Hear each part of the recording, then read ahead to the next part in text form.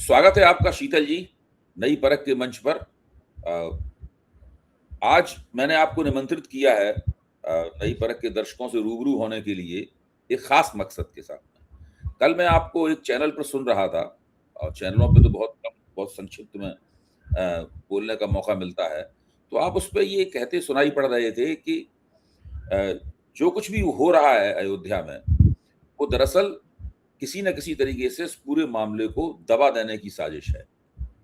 और वो बात आपकी बिल्कुल सही है, मैं उससे सहमत हूँ। मैं आपसे उम्मीद करता हूँ कि आप इसको और ज़्यादा खोलकर नई परख के दर्शकों को समझाएँ कि ये साजिश किस तरीके से चल रही है। लेकिन इस साजिश के साथ एक चीज़ है जिस पे ये लोग सहमत हैं कि इस मसले को किसी न किसी तरीके से दबा देना है। लेकिन दूसरा इसका एक और पहलू है जो मैं आपके सामने रखूँगा। इस मसले को उस सीमा तक चलाए रखना भी है ताकि राष्ट्रीय स्वयंसेवक संघ का अयोध्या और राम मंदिर के ऊपर जो शिकंजा है, वो शिकंजा किसी तरह ढीला हो जाए और उसमें दूसरी ताकतें भी उसके अंदर हिस्सा बटाएं। जैसे केंद्र सरकार भी हिस्सा बटाए, उत्तर प्रदेश सरकार भी हिस्सा बटाए और आपस में झगड़े भी हैं, लेकिन आपस में एकता भी है। और झगड़े और एकता का एक खेल, एक बहुत ही जटिल किस्म का प्ले जो है, वो अयोध्या में दिखाई पड़ रहा है। शीतल जी। नहीं, आपने बहुत महत्वपूर्ण बिंदु पर उंगली रखी है। आपको साधुवाद इसके लिए। बिल्कुल आपकी इस बात से मेरी बहुत असहमति नहीं है कि इसमें एक तो ये है कि ये सारा का सारा ये प्रयोग जो है राम मंदिर का, इसको ये पहला प्रयोग था एक किसी ऐसे मंदिर का जिसमें बहुत सारी लोगों की आस्था जुड़ी हुई है, जिसका अट्रैक्शन बहुत बड़ा है, जिसके राजनीतिक निहितार्थ ये है कि 3 बार से केंद्र में सत्ता बनी हुई है और अरब सागर से लेकर गंगा सागर तक एक तरफा सारे राज्य उनकी झोली में जा चुके हैं। देश में उन राज्य खतरे के बादल मंडरा रहे हैं जो अपने किला अभी ध्वस्त हुआ है।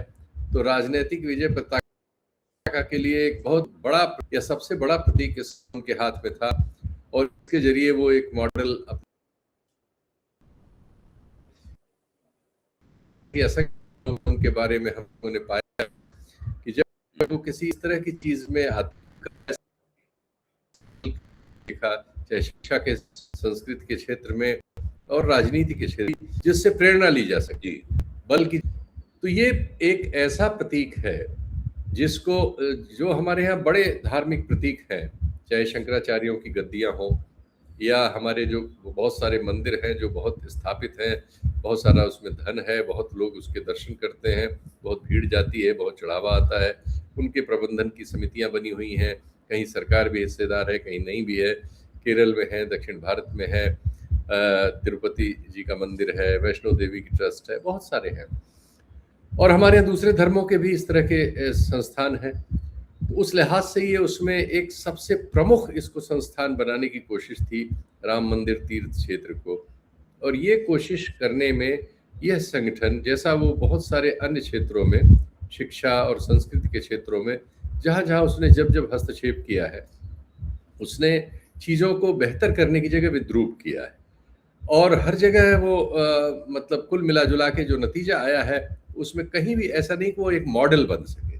और इस मामले में तो ये मामला बहुत ही घटिया स्तर पर सामने आया है कि वो जो चढ़ावा आता है उसकी चोरियां कर रहे थे, और ये बहुत संगठित चोरी थी जिसको छुपाने के लिए असंगठित चोरी को सामने रखने की कोशिश हो रही है, कर्मचारियों के ऊपर डाल के, जिनसे कह दिया गया होगा कि कुछ दिन वहाँ रहिए, आप शांत रहिए, धीरे धीरे हम इस मामले को जब ठंडा कर लेंगे तो आपको निकाल लेंगे। जैसा हमने बहुत जगह उनके बहुत सारे इसके संदर्भ है, और लोग गरीब लोग तो, साधारण लोग तो इस पर विश्वास भी कर लेते हैं, क्योंकि भाई केंद्र में, राज्य में सब सरकारें उनकी हैं, सारे बड़े बड़े पदाधिकारी, डीएम, एसपी उनके यहाँ सैल्यूट मारते हैं, प्रधानमंत्री आके वहाँ कार्यक्रम करते हैं, सर संघ चालक वहाँ उसमें मौजूद रहते हैं।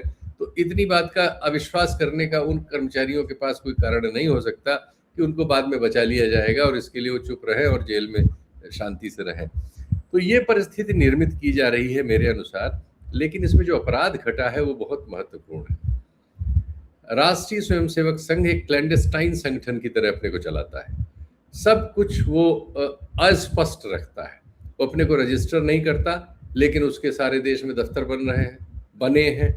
बहुत बड़ा विशालकाय 7 सितारा दफ्तर उसका दिल्ली में बना है।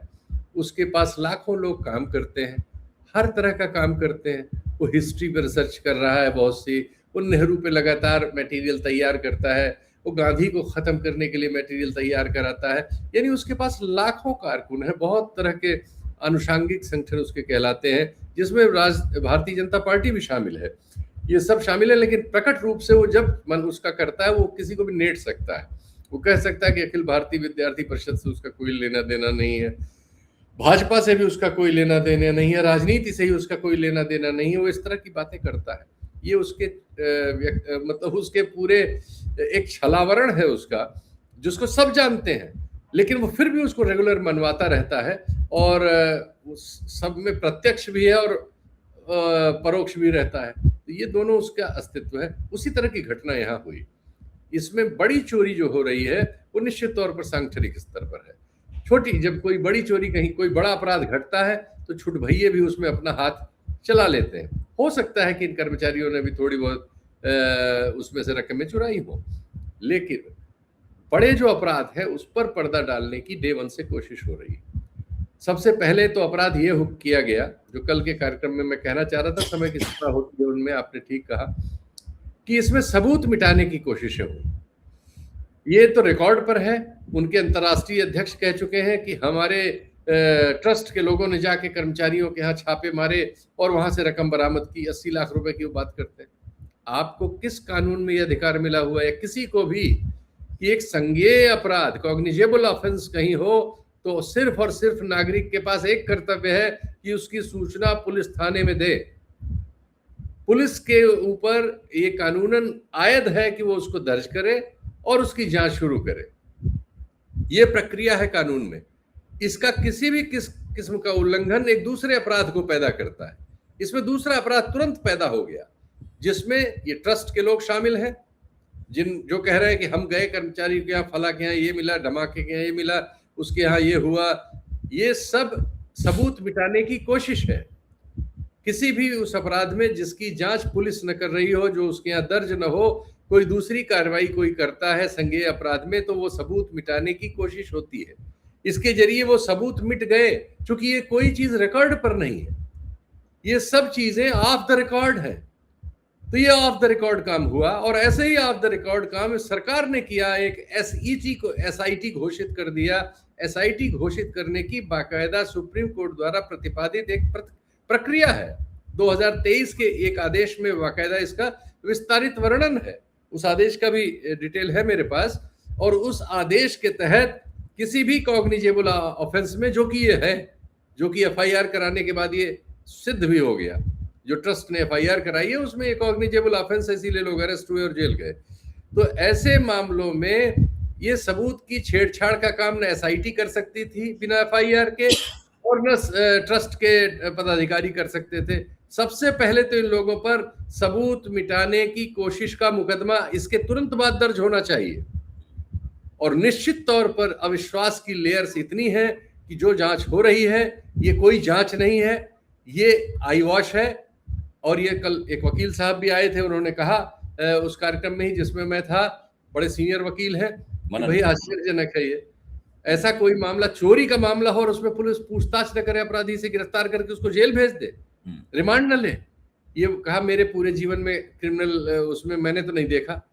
तो ये पहला जादूगरी वाला मामला है, जो इतना बड़ा मामला है, इतने लोगों की आस्था का मामला है, इतना बड़ा, इतने लोग इससे प्रभावित हैं, लेकिन इसमें जो अपराधी कहे गए एक शिकायत में जो एफआईआर के तौर पे दर्ज हुई, उनसे कोई पूछताछ किसी को नहीं करनी, और तरह तरह की सिर्फ खबरें लीक करनी है, जो सब कानून के सामने क्वैश हो जाएंगी। ये परिस्थिति इस तरह से निर्मित की गई है कि कोर्ट में ये भी कहा एक वकील ने, उन्हीं ने शायद, कि ये ऐसी परिस्थिति है जिसमें कल को क्वैशिंग के लिए कोई जाएगा कि साहब हमारा कोई दोष नहीं है, इसमें तो बिना इलीगल, ऐसा एसईटी ने ये सब किया है, इलीगल है ये, कानून में इसका प्रावधान ही नहीं है, इसलिए इस एफआईआर को क्वैश किया जाए। और कहा ये क्वैश हो जाएगी क्योंकि ये इलीगल किया गया है। तो यहाँ पूरी राज्य सरकार, तो ये मैं नहीं मानता, इसीलिए कि इस सब में ये सब षड्यंत्र जो है बिना सांगठनिक रूप से सोचे समझे शीर्ष लेवल पर तय किए बिना हो रहे हैं। साथ ही ये भी हो रहा है, यस, एक तो ये हो रहा है, दूसरी ओर अपने अपने दामन को साफ रखने की कोशिश हो रही है। आरएसएस चुप है, जैसा कि उसका हमेशा रवैया रहता है। उसके कुछ प्यादे कभी कभी कुछ इधर उधर कंफ्यूजन की बात बोल देते हैं, जैसे उनके अंतर्राष्ट्रीय अध्यक्ष आए और इधर उधर की बातें कर दी, कोई नहीं बचेगा, कोई नहीं ये होगा, लफाजी, और हमने तो देखिए पकड़ लिया था, हम ही ने तो इसको मामले का पर्दाफाश किया है, ये सब लेके उन्होंने डाइवर्ट करने की कोशिश की। उनके 2-3 पदाधिकारियों ने चंपत राय के इस्तीफे पे 2 दिन तक गाज रखा, इस्तीफा कब, इस्तीफा कहाँ, इस्तीफा, ये सब करते रहे। अभी भी वो बाद में एक प्रेस नोट आया, लेकिन अभी कोई इस्तीफा कहीं किसी जगह विचार उसमें नहीं गया है। सुना है जुलाई में उसकी बैठक होगी। अभी सारे काम धाम चंपत राय जी वहीं हैं और अयोध्या पुलिस उसकी जांच कर रही है। उसके एक डीएसपी साहब उनके साथ जाके चाय पी आए और कहा गया कि बड़ी 2 घंटे तक सघन जांच हुई और ये हुआ और वो हुआ, और फिर कहानियां लीक कर दी जाती है फर्जी, जिनमें लोग उलझे रहे। असली जो अपराध है कि ये संस्था जो है, इसको प्रधानमंत्री कार्यालय ने सुप्रीम कोर्ट के आदेश के बाद आरएसएस के साथ मिलके इसका प्रबंधन तय किया था। इसमें किसी दूसरे का कोई हस्तक्षेप नहीं है। इस प्रबंधन का निर्माण प्रधानमंत्री कार्यालय ने आरएसएस के साथ मिलकर आरएसएस के हाथ में देने का किया और उनके पदाधिकारियों ने उस पर कब्जा कर लिया। और उसमें प्रधानमंत्री कार्यालय में भी काम कर चुके एक सचिव को भी रखा गया, रिटायर्ड, उनको, और वो निर्माण का काम देखते रहे और बाकी चीजें होती नहीं। और उन्हीं के जरिए उनसे अंतिम बयान 20 जून तक बुलवाया गया, जिसमें वो प्रधानमंत्री कार्यालय पर कोई आंच न आए तो उन्होंने कहा तो डकैती हो गई है, लेकिन चंपत राय निर्दोष है। मतलब आंच, डकैती हो गई है, लेकिन आप टीनू यादव तक जाइए, मीडिया ने उनकी जगह कमान संभाल ली, जो एकदम जातिवादी है और फूहड़ है, और उसने एफआईआर में टीनू यादव का नाम 8वां है, लेकिन हर चैनल पे टीनू यादव का नाम पहला था। और अगर आप मटेरियल कंटेंट देखें मीडिया में जो आई है, तो चंपत राय से ज्यादा टीनू यादव पे कंटेंट है। और यहां तक कि वहां के कई बाबा, 2-2 वीडियो उपलब्ध है, मांग कर रहे हैं कि टीनू यादव को फांसी दे दी जाए, बाकी लोग, उसमें 5 ब्राह्मण हैं, उन सबको छोड़ दिया जाए। क्या ये सब बातें हैं? मतलब इतना खुलेआम हमारे समाज में ये सब होता है कि आप जो है, कोई यादव होगा तो उसको एनकाउंटर कर देंगे, मुसलमान होगा तो एनकाउंटर कर देंगे, ब्राह्मण होगा तो पूरा देश खड़ा हो जाएगा। इस तरह से नंगा जातिवाद हम करते हैं और गरीब लोगों के खिलाफ करते हैं। और ये बड़े षड्यंत्र को छुपाने के लिए ये इस सब में हमारा मीडिया तो महान ही है, इतना उसकी महानता के तो जितने वर्णन करें कम है। तो ये सब बदमाशियां हो रही हैं मेरे निगाह से। संगठित रूप से इनमें आपस में अंतर विरोध तो है, लेकिन इस मामले को डाई डाउन करने के लिए इनका बहुत संगठित प्रयास चल रहा है। और ये इसको धीरे धीरे कंफ्यूज करने का इनका एक होता, डाइवर्ट करना, कंफ्यूज करना और भुलवाना। अल्टीमेट लक्ष्य इनका ये है। ये कभी वहां नहीं पहुंचेगा जहां ये इसका मूल बदमाशी की गई होगी, क्योंकि इसमें 200-200 किलो चांदी गायब है जो चंपत राय जी के हाथ में दी गई। काक भुषुंडी गायब है चांदी के, जो उनके हाथ में दी गई। सोने के आभूषणों का अता पता नहीं है कि कोई, दरअसल हमारे पास कोई ऑथेंटिक सूचना है ही नहीं बाहर। एसईटी की रिपोर्ट कहाँ है, किसी को कुछ नहीं पता उसके बारे में। असंख्य झूठी कहानियां हैं। कल उनके चैनल पे भी वो गलत जा रहा था, उनकी डेस्क ने तैयार किया रहा होगा, तो मैंने साफ किया। मैंने कहा एसईटी या एसआईटी के लिए कोई आदेश इस एफआईआर दर्ज होने के बाद राज्य सरकार ने नहीं किया है कि वो जांच करेगी, और वो कोई जांच नहीं कर रही है।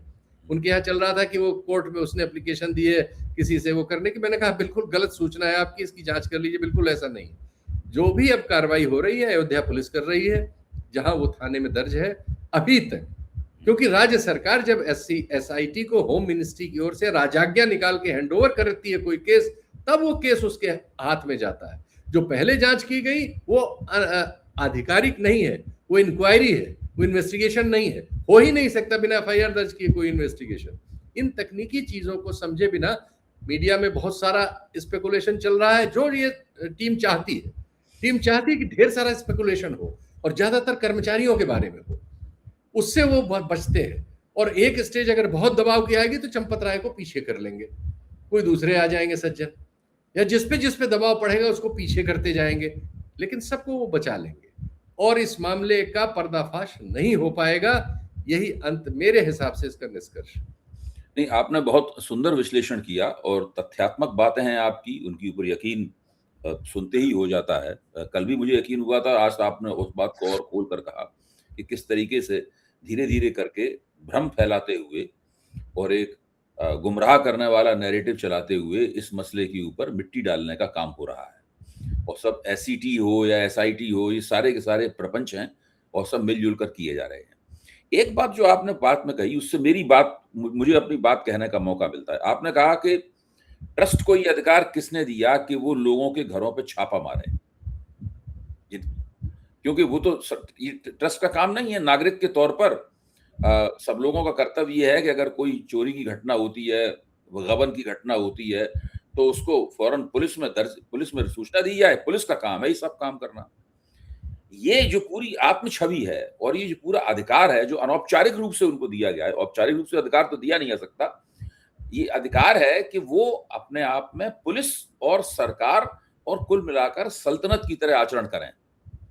सल्तनत शब्द का मैं जानबूझ के इस्तेमाल कर रहा हूं। अगर मैं पॉलिटिकल साइंस की शब्दावली का इस्तेमाल करूंगा तो हमारे दर्शक उससे सहज नहीं होंगे हैं। तो ये एक तरह से अयोध्या जो है वो राष्ट्रीय स्वयंसेवक संघ की सल्तनत है और उसको ये अनौपचारिक सल्तनत जो है वो केंद्र सरकार और उत्तर प्रदेश सरकार दोनों ने उसको बनाने दी है। सुप्रीम कोर्ट ने भी एक तरह से उसको वो अनौपचारिक सल्तनत बनाने दी है।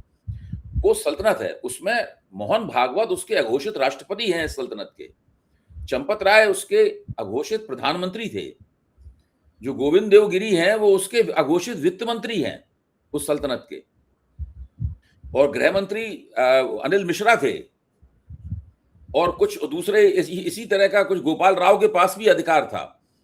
और वो एक सांसद की जो निजी सिक्योरिटी गार्ड्स की फौज थी, उस फौज का वो लोग बाकायदा अपनी पुलिस और अपनी मिलिशिया के तौर पर उसका इस्तेमाल करते थे। कोई छापा मारने के लिए ये लोग तो ना जाते थे, उस लोगों को भेजा जाता था, उन लोगों को जाओ उसके यहाँ छापा मारो, उसके घर में तलाशी लो।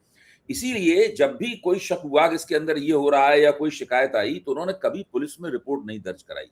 एक पूरा सिलसिला है। आज तक उन्होंने पुलिस में रिपोर्ट इसलिए दर्ज नहीं कराई कि वो खुद ही पुलिस है, वो खुद ही कानून है वो। और ये पूरा पैटर्न जो है ना वो वेटिकन का पैटर्न है, जो कि इटली नामक एक संप्रभु देश के भीतर रोम के अंदर एक छोटा सा देश है।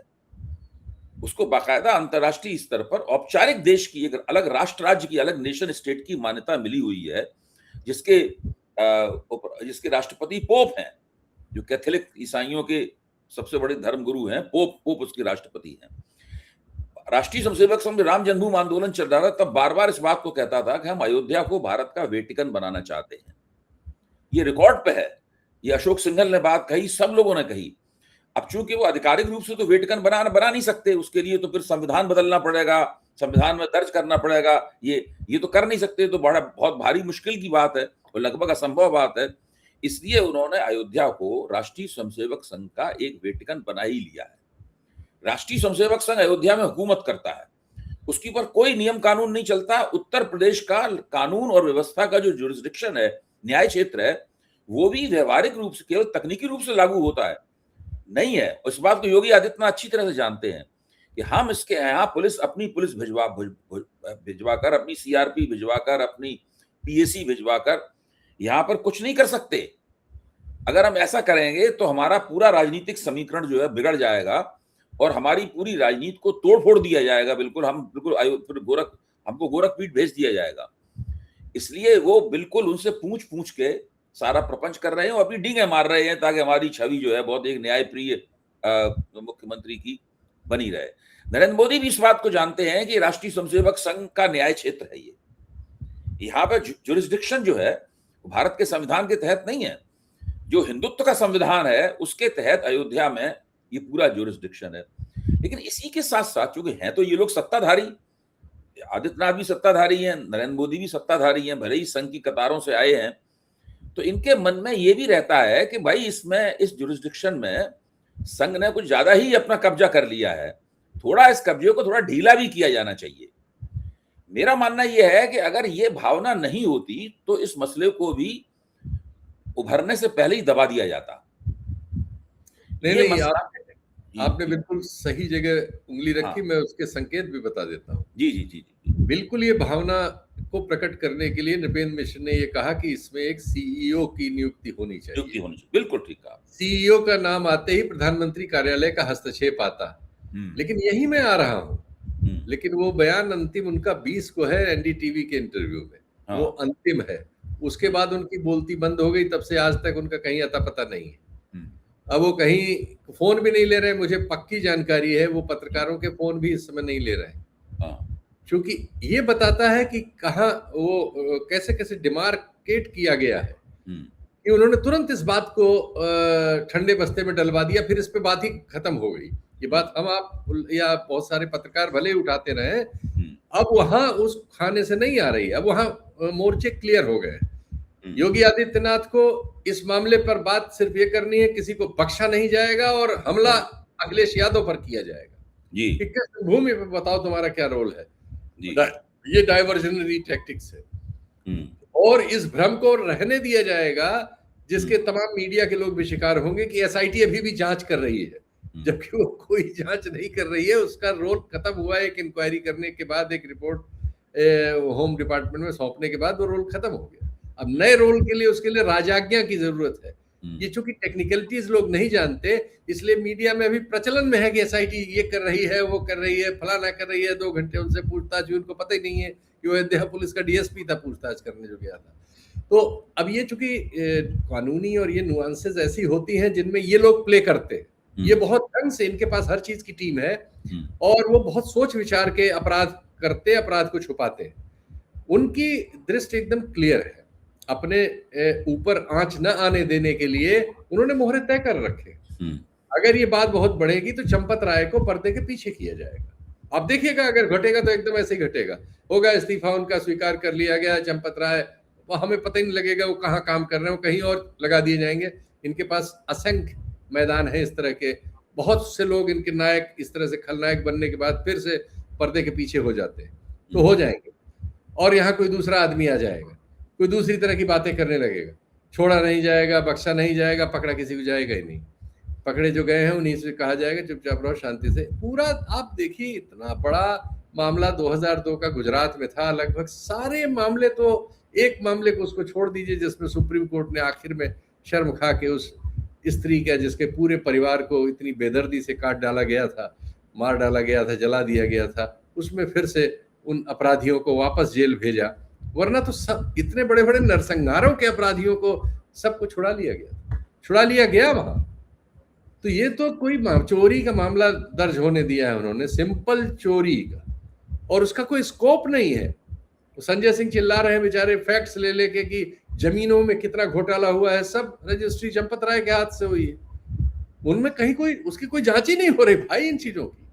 जो खुले बड़े बड़े अपराध हैं, वो चांदी की सिल्लियां 200 किलो कहाँ गई, कोई पूछने वाला नहीं। कोई किसी ऐसे लोगों से नहीं, जांच मैं कर रहा है। आपकी बात से सहमत होते हुए आप ये कहना चाहता हूँ बीच में, जी, चांदी की सिल्लियाँ हों, चाहे काकभूषुंड की प्रतिमा हो, चाहे हीरे मोतियों से जड़े हुए ज़ेवरात हों, चाहे कुंभ के दौरान आया हुआ 2,500 करोड़ रुपए हो का चढ़ावा हो, जो शायद 3,500 करोड़ तक भी उसका हो जाता है। चाहे ज़मीन घोटाले में, ज़मीनें खरीदने में 400 से 600 करोड़ का घोटाला हुआ हो, चाहे निर्माण सामग्री की सप्लाई में 40% कमीशन के दौरान सैकड़ों करोड़ रुपए उसमें से का किकबैक निकाला गया हो। राष्ट्रीय स्वयंसेवक संघ ये मानता है कि ये उसकी सरकार द्वारा वसूला गया राजस्व है। राष्ट्रीय बिल्कुल। स्वयंसेवक ये मानता है कि ये अयोध्या में उसकी जो सरकार चल रही है, अयोध्या में उसकी जो सल्तनत चल रही है, उस सल्तनत द्वारा वसूला गया ये राजस्व है। राजस्व है। और बिल्कुल तालिबान स्टाइल में, जिस तरह मुल्ला उमर एक बक्सा रखते थे अपने खेमे में, मुल्ला उमर एक बक्सा रखता था अपने खेमे में, जो पैसा लाता था वो उस बक्से में डाल दिया जाता था, जिसको जरूरत होती थी बक्से में से निकाल के दे देता था, क्योंकि बैंकिंग के वो लोग खिलाफ थे। तो इसी तरीके से बोरे में भरकर माल पानी बार बार ट्रेन के जरिए कर्नाटक ले जाया जाता था, और गोपाल राव का भतीजा इसको ले जाता था उसको, जी जी जी जी। तो वहां से हवाई जहाज में बैठ के आता था खाली हाथ, और ऐसा 50 बार हुआ वहां जी पर। जी जी। तो जो पूरा का पूरा माल है वो सब जा रहा था, और राष्ट्रीय स्वयंसेवक संघ ये मानता था कि राम मंदिर बन गया है। ये देश का हिंदू समाज के इतिहास का, हजारों साल पुराने इतिहास का पहला राजनीतिक मंदिर है। ये एक पॉलिटिकल मंदिर है। ऐसा कहीं नहीं, कभी भी आज तक नहीं हुआ। भारत में मंदिरों की असंख्य मंदिर हैं, बड़े छोटे सब तरह के मिला के, लेकिन ये पहला पॉलिटिकल मंदिर है। और इस पहले पॉलिटिकल मंदिर, ये राष्ट्रीय स्वयंसेवक संघ का राजभवन है जी, जिसके अंदर मोहन भागवत जो है वो राष्ट्रपति के तौर पर विराजमान होते हैं। उनके वित्त मंत्री हैं जो वहां से तमाम माल असबाब जो है वहां पे भिजवाते हैं उनके खजाने में, और उसको वो बिल्कुल अधिकार की तरह उसको लेते हैं। और ये प्रक्रिया जारी रहेगी। जी जी जी, ये प्रक्रिया आगे भी जारी रहेगी। जो भंडाफोड़ हो गया है, इस भंडाफोड़ से जब वो बच जाएंगे, अभी भी चल रही है प्रक्रिया। ये हमें नहीं पता कि अभी क्या क्या चल रहा है, क्योंकि किसी को कुछ नहीं पता। हमें जो भी पता है वो अफवाहें हैं, झूठी बातें हैं। ये जो बात आपने बताई कि गोविंद गिरी का भांजा या भतीजा बोरियां लेके ट्रेन से जाता था, और गोपाल राव का, हाँ गोपाल राव, ये पूरी खबर गायब है। ये खबर तब से मीडिया ने नहीं लिया इसको। एक बार केवल भास्कर के वेब एडिशन में आई थी खबर। ये होती है, ये बात नहीं आई। खबरें क्या जाएंगी और क्या नहीं जाएंगी, इनका नियंत्रण पूरी तरह से उनका चल रहा है।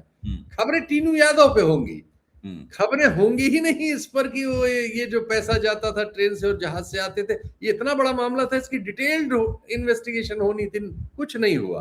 तो खबरें इसकी भी नहीं होंगी कि अब कोई सीईओ यहाँ नियुक्त हो, ये खबर भी कोई नहीं बढ़ाएगा। जब से नृपेंद्र मिश्र जी का अंतिम साक्षात्कार एनडीटीवी में हुआ है, उसके बाद से खबर ये भी गायब कर दी गई धीरे धीरे। तो ये जो सूचना पर उनका नियंत्रण है और संचालन है, और जिस तरह की मतलब चीजों को वो चाहते हैं तो डाइवर्ट करते हैं, चाहते हैं तो कंफ्यूज करते हैं। मेरा ये इसलिए ये आकलन है कि अपने अंतर विरोधों के बावजूद वो बहुत संगठित तौर पर इस मामले में सफलतापूर्वक डाइवर्जन करने में और डिस्टॉर्ट करने में, कंफ्यूज करने में और इधर उधर उसको निशाने को बदलवाने में कामयाब मुझे अभी तक मिल रहा है।